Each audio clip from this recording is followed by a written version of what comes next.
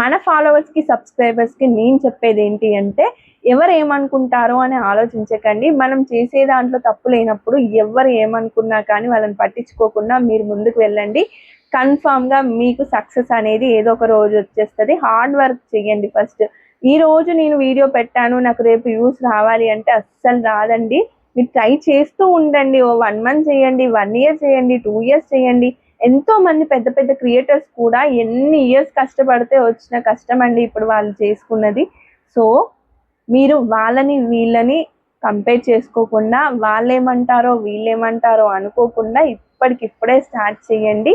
మన ఛానల్లో వీడియోస్ చూడండి. ఇవి నచ్చకపోతే వేరే ఛానల్లో అయినా వీడియోస్ చూసి మీరు బిజినెస్ అయినా స్టార్ట్ చేయండి, యూట్యూబ్ అయినా స్టార్ట్ చేయండి. మీరు సక్సెస్ అవ్వండి ఇంటి నుంచే. హాయ్ అందరికి, వెల్కమ్ బ్యాక్ టు శీర్ష టాక్స్. మీరు ఇంటి నుంచే ఈ కామర్స్ బిజినెస్ స్టార్ట్ చేయాలనుకుంటున్నారా? అయితే జిఎస్టీ అవసరమా లేదా, ఈ కామర్స్ బిజినెస్ అసలు ఎలా స్టార్ట్ చేయాలి అనేది నేను లాస్ట్ వీడియోస్లో ఆల్రెడీ చెప్పాను. అయినా కానీ చాలా మంది కన్ఫ్యూజ్ అయ్యి నాకు డిఎం చేస్తున్నారు ఇన్స్టాగ్రామ్లో. సో వాళ్ళందరి కోసమే ఈ వీడియో చేస్తున్నాను. ఏంటి అంటే మీరు first e commerce business start చేయాలి అనుకున్నప్పుడు మీకు వచ్చే ఫస్ట్ డౌట్ ఏంటి, మనం బిజినెస్ చేసినందుకు ట్యాక్స్ పే చేయాలా అండ్ జిఎస్టీ కంపల్సరీనా అని చాలా మంది డిఎం చేస్తున్నారు. మీరు జిఎస్టీ లేకుండా కూడా మీరు బిజినెస్ చేయొచ్చు అండి. ఈ కామర్స్ బిజినెస్ అంటే ఆన్లైన్లో మీరు బిజినెస్ చేయొచ్చు. అంటే మీరు మీషో సెల్లర్గా జాయిన్ అయ్యి మీ ప్రోడక్ట్స్ని సేల్ చేసుకోవచ్చు. మీకు జిఎస్టీ లేకున్నా కానీ ఎన్రోల్మెంట్ ఐడి అంటే పాన్ కార్డ్తో మీరు అకౌంట్ క్రియేట్ చేసుకొని మీ ప్రోడక్ట్ సేల్ చేయొచ్చు. అలాగే నెక్స్ట్ స్టెప్లో సోషల్ మీడియా నుంచి ఆర్డర్స్ తెచ్చుకుంటే మాకు జిఎస్టీ అవసరమా అని అడుగుతున్నారు. మీకు ఏం అవసరం లేదండి.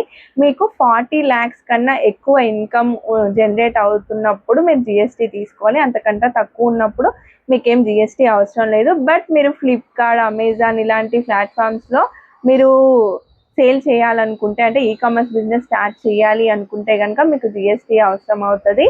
అండ్ ఓన్ వెబ్సైట్ తీసుకునే వాళ్ళకి కూడా జిఎస్టీ అవసరం అండి. కానీ చాలామంది అంటే 10K, 15K, 20K ఇన్వెస్ట్మెంట్ చేసిన వాళ్ళు కూడా జిఎస్టీకి వెళ్ళిపోతున్నారు. ఏం అవసరం లేదండి, మీరు నార్మల్గానే చేసుకోవచ్చు. మనం షిప్పింగ్ పే చేసినప్పుడు కానీ ప్రోడక్ట్స్ పంపించేటప్పుడు కానీ ట్యాక్స్ అనేది కట్ అవుతుంది. అంతేకాని మీరు డైరెక్ట్గా జిఎస్టీకి అయితే వెళ్ళకండి. ట్యాక్స్ గురించి చాలా డౌట్స్ ఉన్నాయి కదా. మన ఇండియాలో ఏంటి అంటే జిఎస్టీ ఎందుకు అంటే నేను ఆల్రెడీ లాస్ట్ వీడియోస్లో చెప్పాను. అయినా కానీ చాలామంది మళ్ళీ అడుగుతున్నారు.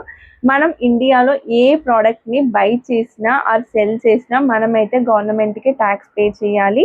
సో ఆ ట్యాక్స్ అనేది పే చేయడానికి మనం జిఎస్టీ తీసుకుంటాము.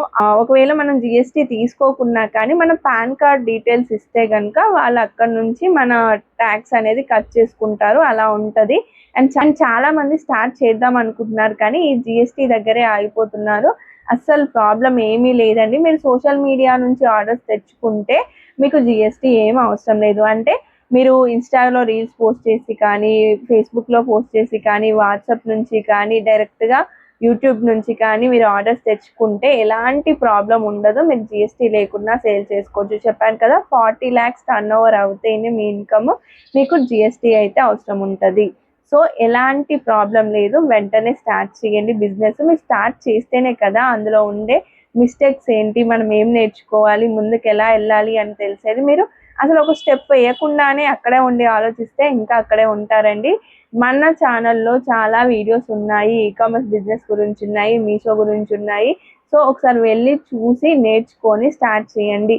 అండ్ చాలామంది మీషోలో బిజినెస్ చేస్తే బెస్టా లేదా సోషల్ మీడియా నుంచి ఆర్డర్స్ తెచ్చుకోవడం బెస్టా అంటున్నారు. కొంతమంది ఏమో మాకు మీషోనే ఓకే అండి, ఇన్స్టాలో ఆర్డర్స్ రావట్లేవు, అంటే ఇన్స్టాగ్రామ్ నుంచి ఆర్డర్స్ రావట్లేవు, మీషోలో అయితే ఫాస్ట్గా ఆర్డర్స్ వస్తున్నాయి కదా అనుకుంటున్నారు. నా ఒపీనియన్ ఏంటి అంటే మీషో కన్నా మీరు ఇన్స్టా నుంచి ఆర్డర్స్ తెచ్చుకుంటే మీ బ్రాండ్ అనేది బిల్డ్ అవుతుంది. మీ ఓన్ బ్రాండ్ అనేది కస్టమర్స్కి రీచ్ అయ్యి మీ బిజినెస్ గ్రో అయ్యే ఛాన్స్ ఉంటుంది. మీషోలో ఏమవుతుందంటే మీ ఓన్ బ్రాండ్ అనేది కస్టమర్స్కి తెలీదు. వాళ్ళు మీషో నుంచే ఆ ప్రోడక్ట్ వచ్చిందని అనుకుంటారు కానీ మీ ఓన్ బ్రాండ్ అనేది తెలీదు. సో నా సజెషన్ ఏంటి అంటే మీరు మీషోలో బిజినెస్ చేయడం కన్నా ఇన్స్టాగ్రామ్ నుంచి మీరు ఆర్డర్స్ తెచ్చుకుంటే మీకు ఫ్యూచర్లో గ్రోత్ ఉంటుంది. మీషోలో సేల్ చేస్తున్న మన సబ్స్క్రైబర్స్కి, ఫాలోవర్స్కి నేను ఒక సజెషన్ ఇవ్వాలనుకుంటున్నానండి. అంటే ఒక టిప్ అనుకోండి. ఏంటి అంటే మీరు ఎలాగో మీషోలో ఆర్డర్స్ వస్తే పంపిస్తున్నారు కదా మీ ప్రోడక్ట్స్ని, వాటితో పాటు మీ విజిటింగ్ కార్డ్స్ని కానీ లేదా మీ ఇన్స్టా ఐడిని కానీ లేదా మీ సోషల్ మీడియా అకౌంట్స్ ఐడీస్ ఉంటాయి కదా, వాటిని రాసి పెట్టి కానీ ప్రింట్అవుట్ తీసి కానీ మీ ప్రోడక్ట్తో పాటు పంపించండి. అలా పంపించి వాళ్ళకి ఏదైనా డిస్కౌంట్ లాంటిది ఇచ్చారనుకోండి, వాళ్ళు వెంటనే మీ అకౌంట్స్ని ఫాలో చేసి మిమ్మల్ని అంటే మీ ఓన్ బ్రాండ్ని వాళ్ళు ఫాలో అవుతూ ఉంటారు. ఈ టిప్ని ఫాలో అవ్వండి, మీకు వర్కౌట్ అవుతుందేమో, నాకు తెలిసి అవుతుంది అని నేను మీకు చెప్తున్నాను. ఎందుకంటే ఎలాగో మీ ప్రోడక్ట్స్ అక్కడికి వెళ్తాయి కాబట్టి ఈ మధ్య అందరికీ తెలిసిపోతుంది. మీషో వాళ్ళు ఏమి పంపించట్లేరు, వేరే సెల్లర్స్ పంపిస్తారు.